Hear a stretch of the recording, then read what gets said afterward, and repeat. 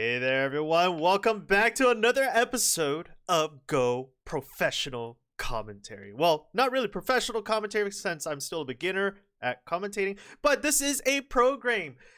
This is going to be a pro game that was actually just, done a couple months ago, I believe. I believe it was back, actually, not even a couple months ago. It was back since May 30th. 2021. This is the 7th Korean Women's League Round 2, and our two professional players is a level of a 5 Dan and 2 Dan respectively. So in the Black Stones, we have Kim Soojin, and she is playing the Black Stones on the right hand of the board. And then we have Kang Jisoo. I totally mispronounced that name, so I apologize. But she is the 2 Dan professional player playing in the White Stones. And right now, this is going to be an amazing game. I can't wait to cast this because, this is Go. This is why everyone and anyone can play this game. And, just the strategies that these professionals are playing is just top notch. It's beautiful, and so I can't wait to learn from this game. And so I'm going to be doing my amateur casting because I am still a beginner I'm still a beginner in the Go world, and I every time I do these casts, I learn something awesome. And so I'm hoping that you guys too.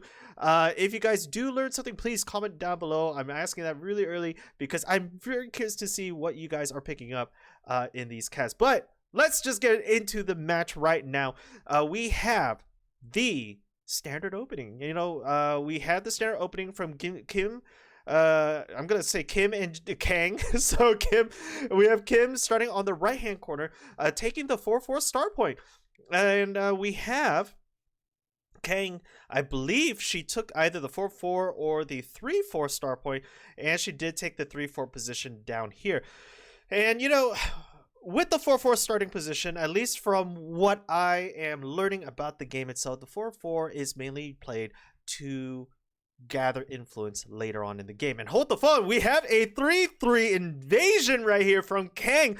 And Kang is going in for the invasion. So Kang is pretty much, in her mind, she's telling Kim that, hey, I see that you are trying to take territory right here. So you know what? I'm going to take territory myself. I'm going to invade you in that 3-3 position so that I can claim this little bit of territory right here. I want that. That is mine. That is property of Kang. And so Kang is saying, you take whatever you want, but that's my property. And Kim is going to reply because Kim is like, you know what? We're going to do the Joseki. Let's continue on with the Joseki. You extend, I extend one more, you retract. There you go. You can have that corner, but I want that main center influence. And so I'm going to build that. I don't need to play anymore right here. Kim could have played actually an extension on the base, but she decided to go for a pincer type move, threatening these 3 stones right here because, Kang's 3 white stones right there is kind of like in the way of Kim's expansion going out towards here. And so Kim is going to be playing that pincer move, and then she's going to be playing an extension move right here down in the bottom left hand corner. But Kang responds in kind, and Hane's at the attach because the proverb is Hane at the attach and extension on the Hane. And so we're seeing a typical AI variation of an invasion right here of the 3-4-3-4 invasion. And this is exactly what the AI has been stating a lot of the times, at least during the times I'm playing the AI. What the AI is essentially having Kang do is go in for the surround right here to create that little fortification to box in these 3 stones.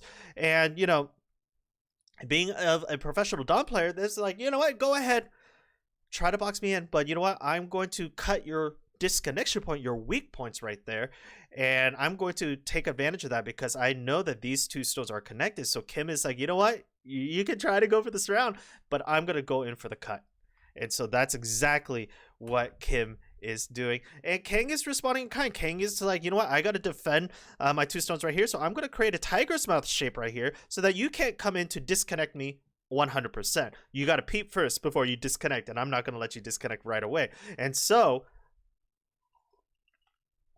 That's a beautiful extension right there, made from Kim, protecting these two stones from a complete surround. And so in response, Kang is going to do a connection type move, because there is a lot of peeping holes right here. With Kim having the extension wall right here, a peeping move in this E3 position can happen at any time. So being able to connect that right away prevents your opponent from grabbing Sente from you. And so right now, what we're seeing is a building fortification of a wall. And it wouldn't surprise me if Kim can extend all the way up into the L position right there. And we can see that Kang is following Kim, and there is a peephole right here. So will the pro decide to fill in the peephole? Who knows? That is a good disconnection point. But again, even if she tries to peep through, this is a 3-high wall. Kim can easily just play right here and connect later on. And so it would not surprise me that this isn't going to be filled in right away. For us double-digit queues and single-digit queues, we might want to think about, filling in the peephole, because that is a potential disconnection move. Now, if Kang does play at the G3 position, then Kim will be forced to start filling in that peephole. But hold the phone, we got Kim coming in through Kang's territory right here in the bottom left-hand corner. We can see that Kang is trying to defend this bottom left-hand territory, and Kim is just pushing on right. She's just pushing. She's very offensive right now, and I don't know if this is a good move, because she has a lot of opening territories that is up for grabs at this moment, and they're highly focused in this corner right here. And you can see that Kang has somewhat of a good surround on these 5 stones in the center right here. Kang does have a good surround, so Kim is going to try to break through that armor, and so we'll see what happens. But Kim is playing at the attachment, but Kang is like, you know what? I'm gonna Tanuki out. I'm gonna start boxing in this little group, because I already have a nice strong fortification. I'm going to prevent you from extending even outward more, grabbing more points. And right now, during the opening phases of the match, we want to claim our stakes, claim our territory. And if there's a way that you can restrict your opponent from gaining territory, that go ahead and do it. But Kang gotta be careful right here, because she does have 2 disconnection points at this moment in time. So now she's planning to honey at the attach right here, and is starting to build that fortification wall. Right now, this is a double move right here.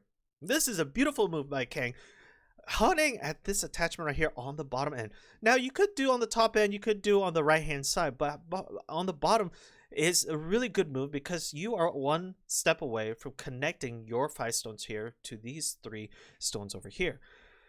And right now, we're in a co-position. Right here, this is a segment right here, where now, if we're going to see a player finish the if Kang decides to play right here to finish the would no longer be in effect. But a is a good strategy when you have enough threats around the board to grab Sente away. And so we see Kim taking back the and so only Kim can finish the next turn if she decides to complete the And this is going to be a big because if Kang is able to fully defend this and take the she has successfully blocked off Kim from grabbing this center piece right here, or this corner piece right here. But if Kim can successfully finish the and grab the extension, then these groups right here are going to be in danger.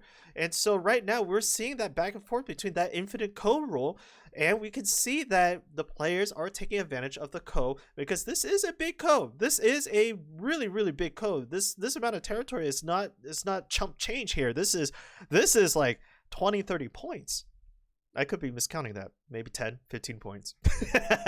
I'm a beginner guy. And so what we see right here, Kang going in for the kill.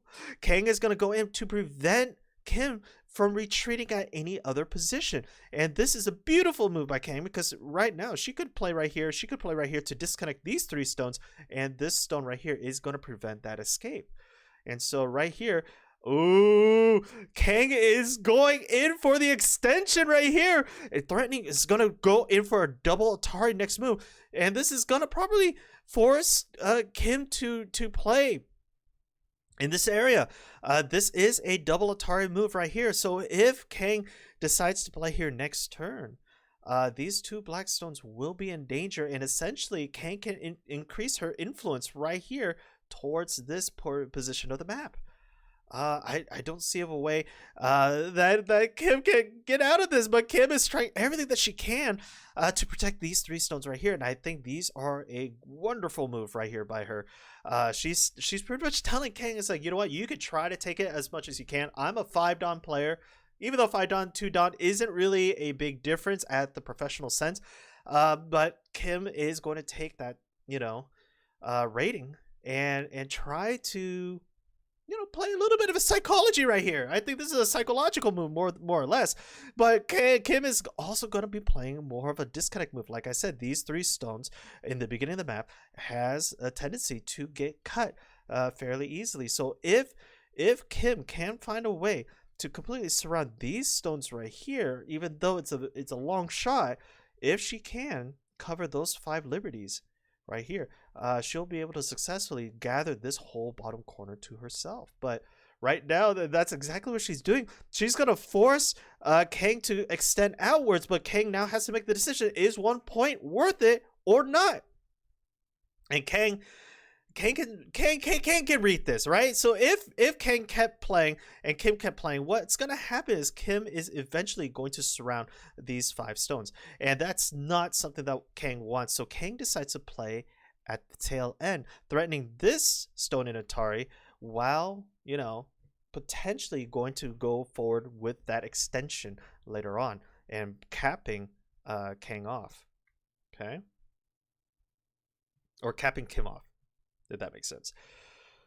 Oh man, this game. Okay, so what's happening right here is that now we have a strong wall from Kang. So it would not surprise me if Kang is going to use that wall to her advantage. She is threatening this stone in Atari right now, so she could capture that at any moment in time, but she does have a very strong influence in the center. But Kim also has that strong influence right here, so she could also start gaining that territorial ground in the middle of the board to her advantage later on. And I honestly think it's first come, first serve at this moment in the game. And so we are now roughly around 75 moves into the match, and we can see a huge ton back and forth. So let's just take a territorial count at this moment in time, because right now they're just fighting in the middle. Kang is going to start extending outwards. Like I said, they're going to start extending outwards, but it wouldn't be surprising if Kim also follows along. So gotta breathe, because, you know, every time I cast I get so excited I don't breathe. Breathe. So let's take a territorial count right now. Right now we do have Kang in this bottom left hand corner, or right hand corner, also in the bottom left hand corner right here. We could start seeing some territorial ground right here, but that's up in air because Kim can start getting influence in that area. And so it would not surprise me if that's going to happen. So that's going to be a question mark for now. But let's take a look at Kim's territory. So Kim has this. This is still up in air. We don't know who's going to gain that. And honestly, this corner could be anyone's game. If Kim plays at the 3-3 position, then that will be hers. But she does have a good, strong foothold right here. So it looks like right now the players are pretty even. In terms of territorial count, maybe Kang is ahead just by a little bit more. Just by a little bit. If she can grab this whole entire centerpiece right there, and if you count this little bit right here, Kang will be ahead by a couple points. So this is a fairly even game right now, and what we see right here is an invasion in the center of the map. Now this is a great ladder move. I don't think okay, so Kim has to play at the ladder. The reason why is because if Kim decides to play here, capturing that piece, what that leaves is that Kang can start playing on the outside, gathering influence and essentially boxing in Kim's black stones in the center right here. And so that's exactly what's going to happen. Kim does not want the ladder to go through, because if Kim keeps going on the ladder, it's going to break at that L6 stone right there. And so what we see right now is Kang going to force the ladder move or the extension. It's going to start going down. And, you know, this is a tough situation for Kang, because Kang's 4 stones right here are now going to be at threat. Her 2 stones right here are already at threat, and so she needs to be able to defend this outside position. It's a very weak position right now. If she can somehow get these 3 stones to connect with those 4 stones up there, that will be a nice game changer. Maybe an extension, Knight's Move extension above might help. There is a lot of cutting points, so I don't think so. Not yet. Double Honey threatening this stone in Atari. But I think Kim knows that this 2 stones will play a vital role later down the road. So we'll see what happens.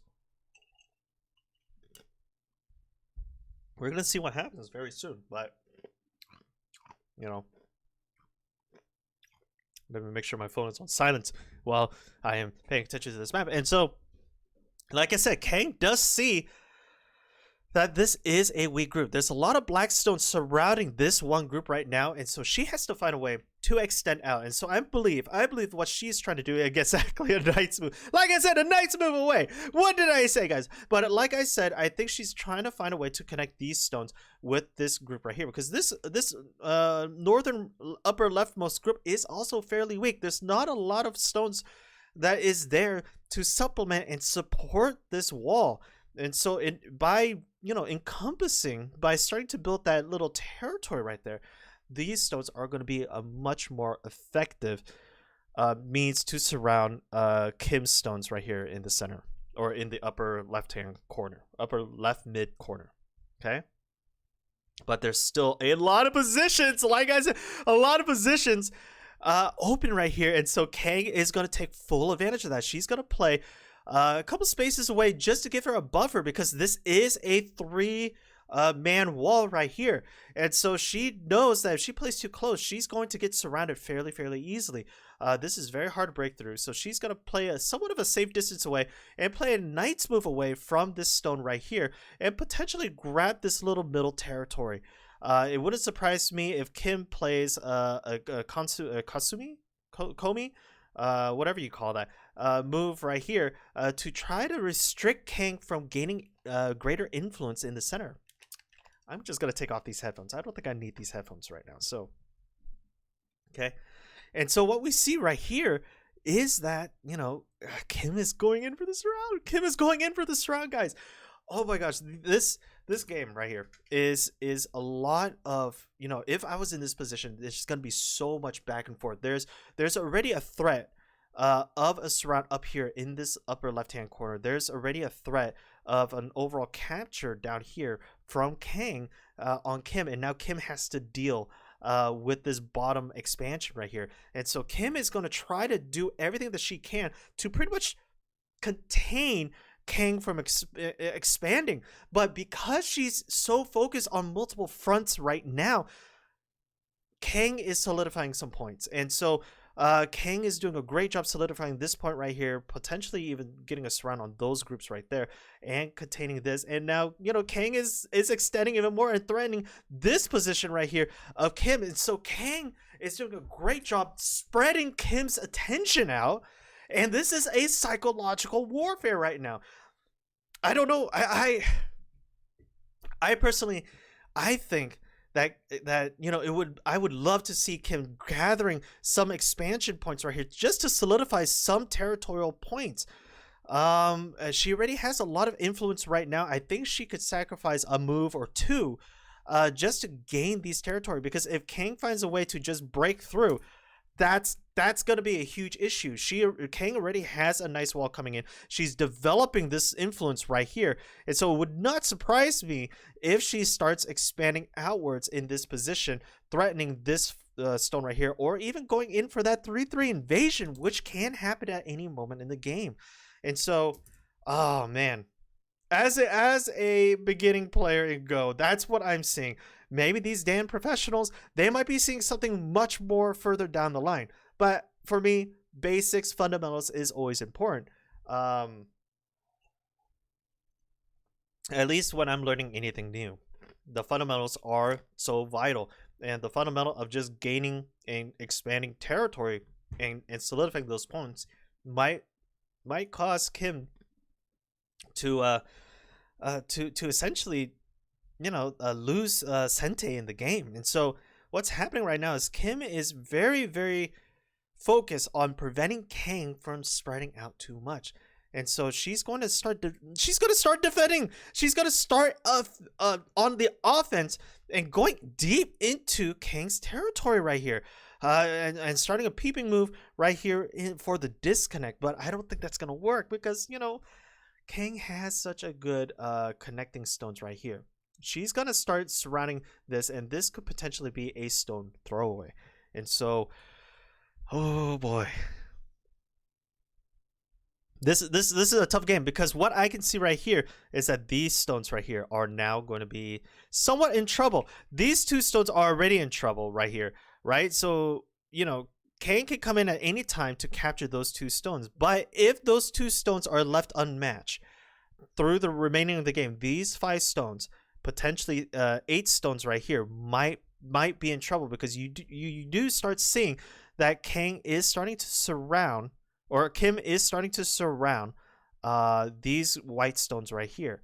And so that might play a huge role later on. And I think, Kim and Kang are going back and forth trying to divert each other's attention. And like I said, Kang plays the extension. Kang is now playing the extension. She's going to put pressure on that group up there. And so either Kim responds to that or Kim Tanukis out. And I did not recall where she played. But what we can see right here is another 2 stones are in trouble. Oh, Kim decides to connect those 2 stones. Like I said, Kim. Oh my gosh, Kim is going in for the kill. She's going to try to break through. If she can solidify this portion right here of the map, she has successfully come back from the game. Because right now, I think it's Kang's game.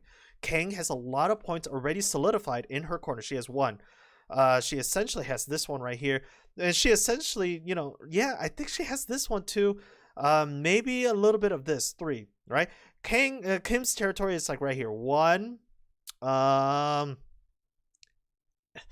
Maybe this one, and this one. So it looks like Kang is still ahead, but if Kim can really solidify capturing these stones right here and not allowing Kang to split off into this group right here and extending out into this space, I think Kim can come back from this game. So, oh shoot, look at what's happening right here. Kim knows that there is still a threat. Her groups are not safe. Yes, she's threatening these stones right here, but Kang also is going to threaten those 2 black stones right there. And so she's going to go in for the extension. She's going to, not only is she surrounding at the same time, but she's also putting a lot of pressure on those bottom groups right there.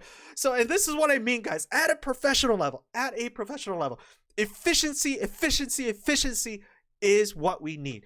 We need to be able to play all of our stones needs to have more than one role. It's not only for extension, it's not only for pressure, but it needs to have like an extension pressure type of role. And this is what I'm seeing with a whole bunch of professional game, is that every stone that they place down towards the middle of the game now has multiple roles. There's a reason why they're putting pressure in this general area, because they're having branches going off, and they see multiple readings at once, and they're seeing that, if my opponent plays, towards the center, I'm going to start extending towards the edge of the map to gain those territorial points. And remember, every point counts. You just need to win by 1 point and you win. And so, this is such an amazing match. This is an amazing match because right now, Kim is showing that, you could try to contain me, but I am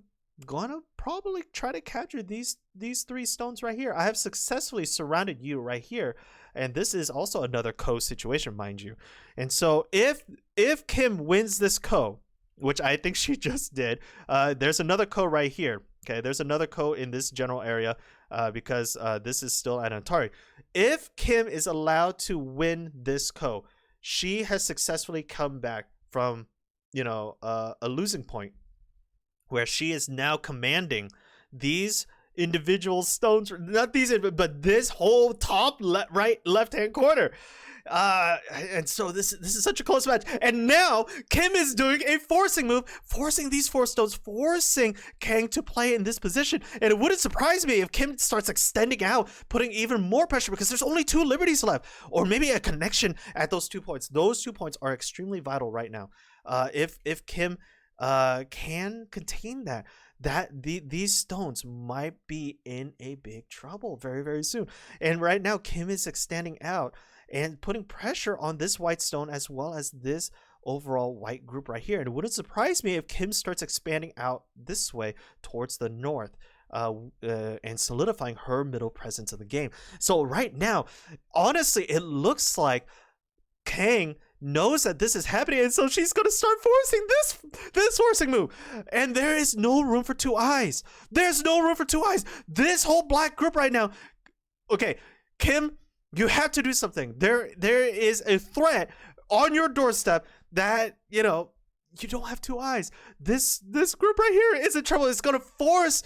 Right now there's only 1 liberty for this group, and Kang is forcing the connection right here. And if Kang forces the connection, all Kang has to do is play in this position right here, and this whole group is dead. There's nothing, and exactly that's what she does. There's either that move or the other one. There's nothing that Kim can do. If Kim can find a way to contain or to capture white right now, to open up, and now we're in an Atari race, we're in a capture race, because Kim right now is trying to capture this, but I don't think she can make it in time, because Kang just has to play right here or up there, and now there's only 1 move away. There's nothing. This black group is completely dead. It's gone. And so Kim knows that group is dead, so now she's going to try to threaten elsewhere, and she's going to force Kang to make that 1 move, but Kang doesn't have to make that 1 move right anymore. Kang can tune out, because Kang can play at any move she wants. Even if Kim tries to extend out, Kang just has to play here and capture the black group. That group is dead.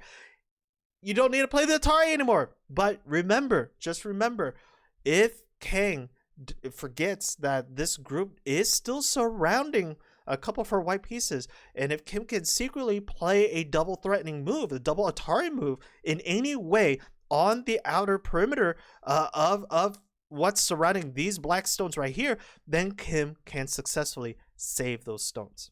Okay, it's good. It's gonna be a hard game, but right now, look at what's happening. Look at what's Okay, not yet. So Kim is saying that I want to have these 4 stones. I'm going to slowly chip away and try to free these black stones right here. And Kang is like, go ahead, take those 4 stones. If you take those 4 stones, that's 4 points for you. But I'm going to grab a corner, and that's 10 points for me. So you want to trade? Go ahead, trade. I'm free with that. By all means, take it. And so, the trades, guys. The trades, and this is something us beginner players always have trouble with, this. When is a trade a good trade, right? When are we evenly trading and that's the best outcome, or when can we trade where it benefits in our favor? And so,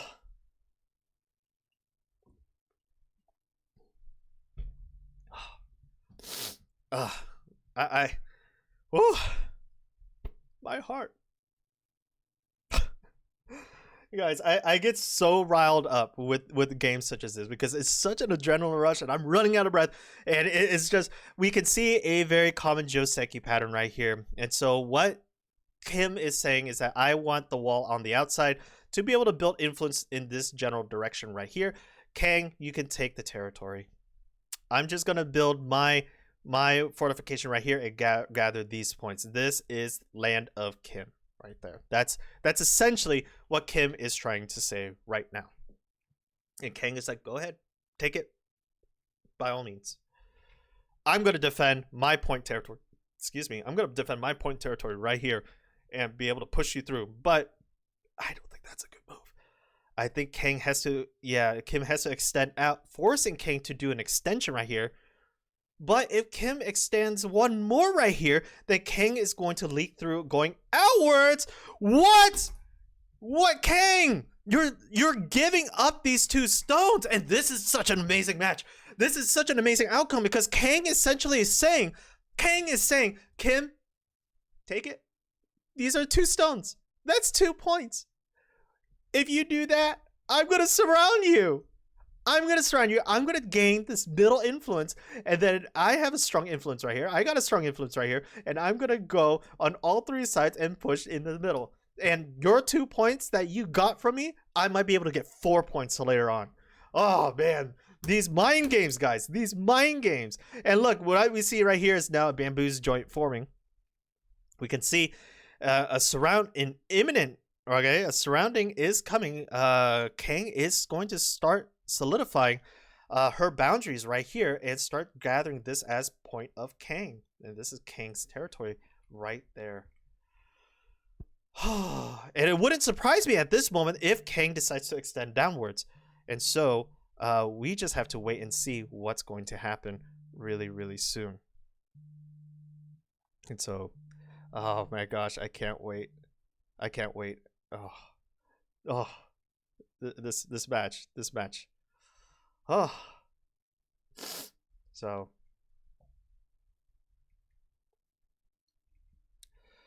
Oh.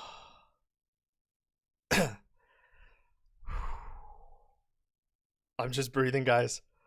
I'm breathing. We can see Kim going in for the surround right now. Those awkward silences are well worth it. We're gonna see, and now we're seeing Kang extend, and Kang is like, you know what? You had your chance to take my 2 points. You did not take it in time. Now I'm gonna extend out. And you know, is this a good move? What do you guys think? Is this a good move? Maybe Kang can cap off and threaten these 3 stones. Maybe, I don't know. That's 2 liberties left. I don't know if Kang can do it, but Kang is going to start chipping away at these borders right here, and this is a peeping hole right here, so most likely Kang is going to start filling in that peephole, because if Kim decides to turn this way, Kang can threaten those stones right there. But Kim decides not to. Kang decides not to. Kang is going in for a netting move. The net move, yeah, you can block right here, but there's a lot of disconnect right there. You'll be put at a double Atari. I don't know if that's a good move because, you know, Kim can play right here, and that will pose a double Atari move. And Kim can extend outwards now and protect these groups all together. Okay, so which way is Kang going to go? Kang decides not to respond to the double Atari, but responds in more of an extension route. So what's this is saying? Kang is telling Kim, is like, you know what? Go ahead, capture those 1 stones. I'm gonna start boxing these groups in. You don't have 2 eyes right now. I'm gonna start boxing those in, and I can potentially cap off over here, boxing these guys in. So you can do whatever you want, but if you let me put a couple more stones down, I can just extend right there.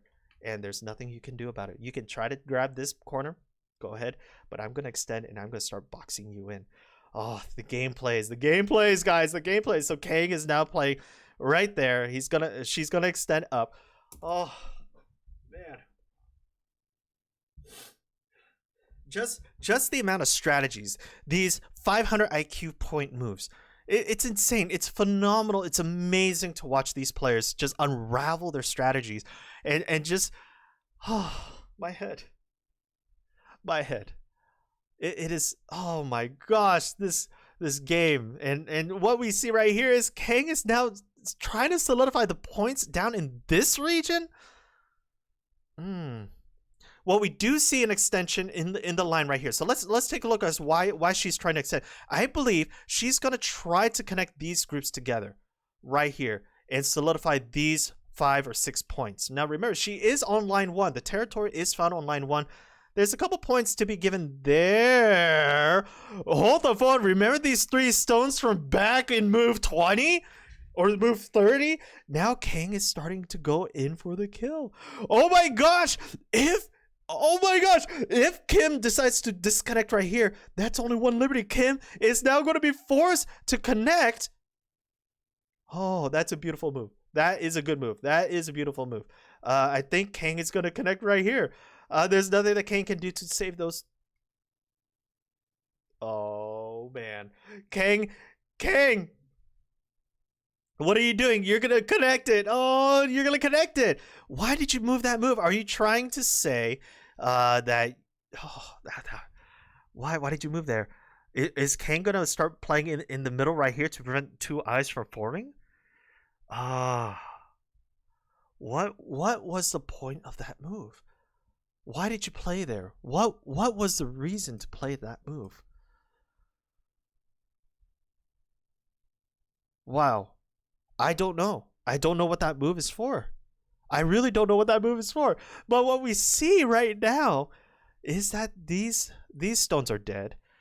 Even if Kang tries to connect it, there's only one Liberty left.